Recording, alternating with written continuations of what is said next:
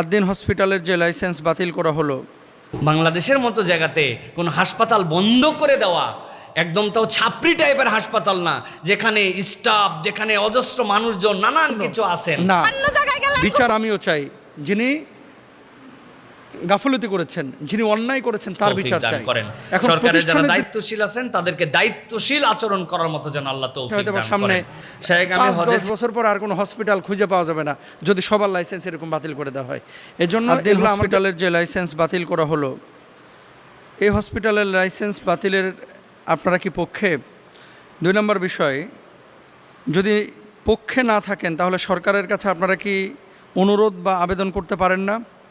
3 নম্বর একটি বিষয় লিখেছেন যে অনেক গরিব মানুষ তো এখান থেকে উপকার পেয়েছে, যদি তারা ভুল করে, যিনি ভুল করেছেন তিনি শাস্তি পাক ব্যক্তি, হসপিটালটাকে তো মুক্তি দেওয়ার উচিত ছিল যাতে করে গরিব মানুষ উপকার পায়।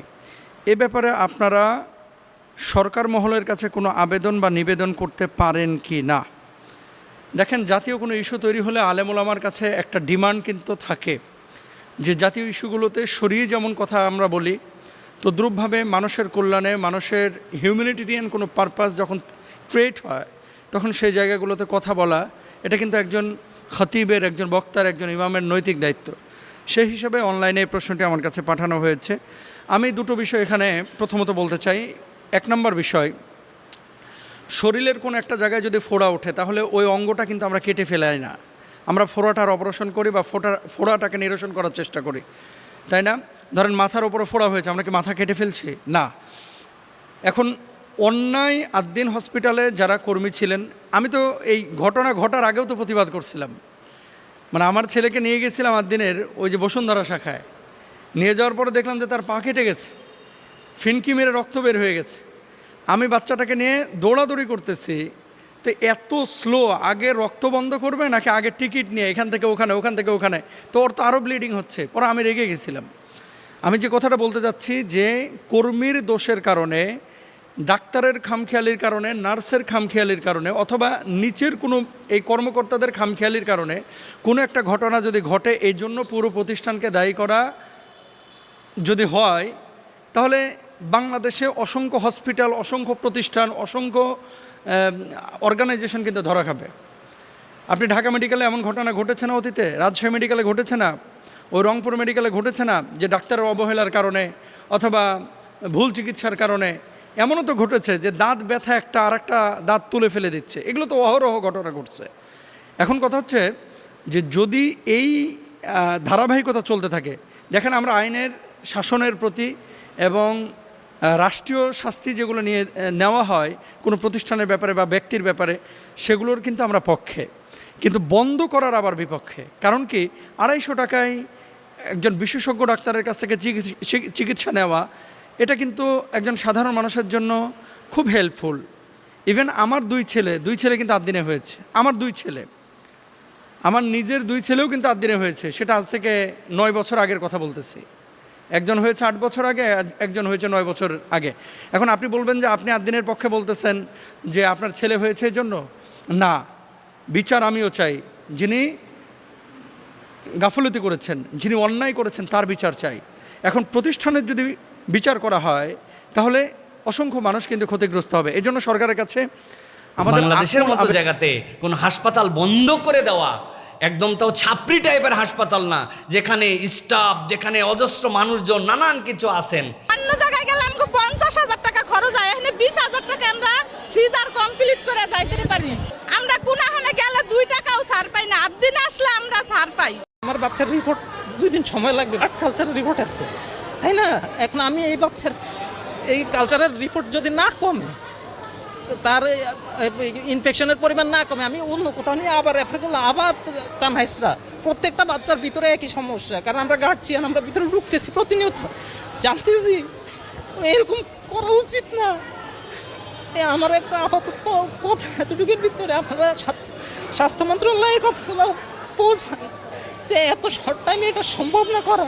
কিন্তু আমরা দেখতে পেয়েছি যে বহু জায়গায় অনেক ধরনের অন্যায়, অপকর্ম, নানান কিছু হয়ে যাওয়ার পরেও সেইগুলো আমলে আসে না, কিন্তু কিছু কিছু প্রতিষ্ঠানেরটা অনেক বেশি আমলে নিয়ে আসা হয়। আমি 2-1 বার আদ্দিন হাসপাতালে গেছি। এই যে একটা কথা চাউর হয়েছে না, হাসপাতালের ভিতরে বেকারি কেন? আপনি জানেন সব রুগীর অ্যাটেন্ডেন্স সকালবেলা সকলকে খাবার দেয়, বিকালবেলা সকলকে খাবার দেয়। প্রিয় ভাইয়েরা, প্রথমত মনে রাখতে হবে যে আমাদের বাংলাদেশে যে সকল হাসপাতাল, এই সকল হাসপাতাল যে সকল স্বাস্থ্যবিধি এবং নীতিমালা, এটার 100% ফলো তো দূরের কথা, এইটা যদি 100% তাদেরকে বাধ্য করা হয় তাহলে বাংলাদেশের কোনো হাসপাতালই চলার ক্ষমতা নাই। এই দেশটাই এরকম হয়ে গেছে, একটা করাপশানের দেশ। এই দেশটার সব কিছুর মধ্যে একটা অনৈতিকতা ঢুকে গেছে। সাথে সাথে এইটা বলবো যে হাসপাতালের করাপশানের অনেক জায়গা থাকতে পারে, কিন্তু কোনো হাসপাতাল তার গাফলতির কারণে, কোনো হাসপাতাল তার নেগলিজেন্সির কারণে অথবা অব্যবস্থাপনার কারণে কোনো মানুষকে মৃত্যুর মুখে ঠেলে দিবে, মৃত্যুর মুখে ফেলে দিবে, এর থেকে বড় গর্হিত কাজ আর কিছু হতে পারে না। এটার অবশ্যই বিচার হতে হবে এবং অবশ্যই এর জন্য পানিশমেন্ট লাগবে, যে এই পানিশমেন্টটাকে দৃষ্টান্তের জায়গায় নিয়ে যেতে হবে। কোনো জীবন ফেরত আনা যায় না। তাহলে জীবন যদি চলে যায় তাহলে আপনি কি পানিশমেন্ট দেওয়ার তার ফেরত দিবেন? তাই বলে কি আপনি আবেগ দেওয়ার পানিশমেন্ট রাখবেন না? ইসলামও এই পানিশমেন্টের জায়গায় রেখেছে যে রক্ত পণ তার থেকে আদায় করে দিতে হবে, যে আপনার গাফলতির জন্য আপনার জন্য এই বিধান, আর আপনার এই গাফলতির কারণে এই পানিশমেন্ট সরকার তাকে দিয়ে দিবে। কিন্তু আমরা দেখতে পেয়েছি যে বহু জায়গায় অনেক ধরনের অন্যায় অপকর্ম নানান কিছু হয়ে যাওয়ার পরেও সেইগুলো আমলে আসে না, কিন্তু কিছু কিছু প্রতিষ্ঠানেরটা অনেক বেশি আমলে নিয়ে আসা হয়। এই জায়গাটাই আমাদের আপত্তির জায়গা ছিল, যে ঢাকা শহরে যেই ব্যবস্থাপনায় আদ্দিন মানুষের জন্য ট্রিটমেন্ট করে, আমরা যতটুকু খবর রাখি, যতটুকু যোগাযোগ রাখি, অ্যাম্বুলেন্স সার্ভিস থেকে শুরু করে মানুষের ট্রিটমেন্ট মানুষই বলবে। আমরা কোনো বেনিফিশিয়ারি না তাদের সাথে আমরা প্রাতিষ্ঠানিকভাবে জড়িতও না, কিন্তু মানুষ তাদের দ্বারা উপকৃত হয়। এখন তাদের দ্বারা এই দুর্ঘটনা হয়েছে, তারা স্বীকার করছে, সরকার তাদেরকে বাধ্য করবে যে তোমাদের এই টাকা দিতে হবে এবং এরকম কেন হলো তার জন্য কারণ দর্শাতে হবে, এইগুলা রিকভারি তোমরা কত দূর করতেছ সেটার জন্য টাইম ফ্রেম বেঁধে দিতে হবে। কিন্তু এটার দ্বারা আপনি হাসপাতালকেই বন্ধ করে দিলেন, এইটা কি কোনো সলভ হলো না আরও বিপদ বাড়লো? এটা কিন্তু একটা মূল্যায়নের দাবি রাখে। আমি ছোট্ট একটা পয়েন্ট বলি, হাসপাতালকে আজকের থেকে লাইসেন্স বাতিল করে দেওয়া হলো। লাইসেন্স বাতিল করার মানে কি জিজ্ঞাসা করা হয়েছে তার কাছে? লাইসেন্স বাতিল করার মানে আজকের থেকে তার আর কোনো দায়িত্ব রুগীর প্রতি নাই। আচ্ছা, গতকালকে রাত্রে যে একটা ওটির থেকে রুগী বেরিয়ে না যাওয়ার পরে এখন পোস্ট অপারেটিভে আসে, তারপরে 3 দিন পরে বেডে দিবে, তার হসপিটালের তো দায়িত্ব নাই। হসপিটাল এখন বলবে তাহলে আমার ডাক্তার ছুটি, নার্স ছুটি, তোমরা তোমাদেরটা নিয়ে যাও। তা আপনি এইরকম আইসিইউ এর রুগী, এরকম ভর্তি রুগী, এরকম অপারেশনের রুগী বন্ধ করে দিলেন, তাহলে আপনি এইটা বলতে পারতেন যে আগামী 7 দিন পরে এই তারিখে হসপিটালের লাইসেন্স বাতিল করা হবে, এই 7 দিনের মধ্যে রুগীরা ডিসচার্জ হন। অথবা আপনার যদি হ্যাডাম থাকতো তাহলে আমার এতগুলা রুগী আছে, এই রুগীকে আমরা আমাদের জায়গায় শিফট করাই নিচ্ছি, হাসপাতাল বন্ধ করে দিব। আপনি এই জায়গায় মানবতার গান গাবেন, মানবীয় হতে বলবেন, আবার হাসপাতাল বন্ধ করে দিবেন। এটা আসলে অনেক সময় ঈর্ষাপরায়ণ হয়ে আমরা দেখতে পাচ্ছি অনেক সিদ্ধান্ত এখন বাস্তবায়ন হচ্ছে। সুতরাং আমাদের দাবি থাকবে যে কোনো হাসপাতাল যদি কোনো রকম অন্যায় করে তাহলে তাদের এই পানিশমেন্টের ব্যবস্থা, মনিটরিংয়ের ব্যবস্থা, এইগুলোর জন্য যথাযথ কর্তৃপক্ষের দায়িত্বশীলতার জায়গা থাকতে হবে। কিন্তু বাংলাদেশের মতো জায়গাতে কোনো হাসপাতাল বন্ধ করে দেওয়া, একদম তাও ছাপরি টাইপের হাসপাতাল না, যেখানে স্টাফ, যেখানে অজস্র মানুষজন নানান কিছু আছেন। আরেকটা জিনিস, আমি 2-1 আদ্দিন হাসপাতালে গেছি। এই যে একটা কথা চাউর হয়েছে না, হাসপাতালের ভিতরে বেকারি কেন? আপনি জানেন সব রুগীর অ্যাটেন্ডেন্স সকালবেলা সকলকে খাবার দেয়, বিকালবেলা সকলকে খাবার দেয়। এই খাবারগুলো কোত্থেকে আসে? এত সস্তায় কিভাবে দেয়? এই সস্তায় দেয়, নিজেরা এটা উৎপাদন করে বলে দেয়।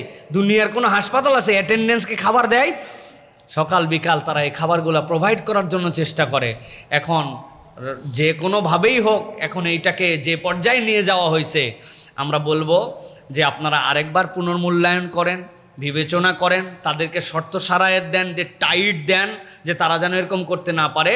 কিন্তু এই লাইসেন্স বাতিলের সিদ্ধান্তটা সম্ভবত হঠকারী হবে, কেননা এর দ্বারা বহু মানুষজন বেনিফিশিয়ারি আছে। ক্ষতিগ্রস্ত যারা আছেন, ক্ষতিগ্রস্ত তো আছেন, তাদের ব্যথা কেউ দূর করতে পারবে না, কিন্তু তাদেরকে টাইট দিয়া, তাদেরকে সাইজ করে, তাদেরকে এই কার্যক্রম চলমান আরও গতিশীল এবং আরও দায়িত্বশীলভাবে যেন হয়, সেটার ক্ষেত্রে সরকারের মনে হয় প্রচেষ্টা অব্যাহত রাখায় এটাও দায়িত্বশীলতার জায়গা হবে। আমাদের দাবি এই জায়গাতে, প্রিয় ভাইরা, ভুল বুঝেন না জানি যে আমরা মনে হয় এখান থেকে কোনো কমিশন খাইছি, কোনো কমিশনও নাই, কোনো দলবাজিও আমাদের মধ্যে নাই, কিন্তু বাস্তবতায় আমরা দেখছি যে ট্রিটমেন্ট এখানে হাজার হাজার মানুষ এই জায়গার থেকে এখন পর্যন্ত ওই ডেলিভারির সময় নর্মাল ডেলিভারির প্রচেষ্টার মধ্যে তারা চেষ্টা করে। আর এখন বিভিন্ন হাসপাতালে আছে কোনো নর্মাল ডেলিভারিই তারা জানে না, তাদের হাসপাতাল সবগুলো কমার্শিয়াল হয়ে গেছে, ডাইরেক্ট শুধু এরকম করে চলতেছে। সুতরাং এইটাকে আপনি বাঁচায় রাখবেন না, এটাকে বাঁচায় রাখার জন্য চেষ্টা করবেন না। আমরা এর পক্ষে কথাটা বলছি। আল্লাহ যেন আমাদেরকে বোঝার তৌফিক দান করেন।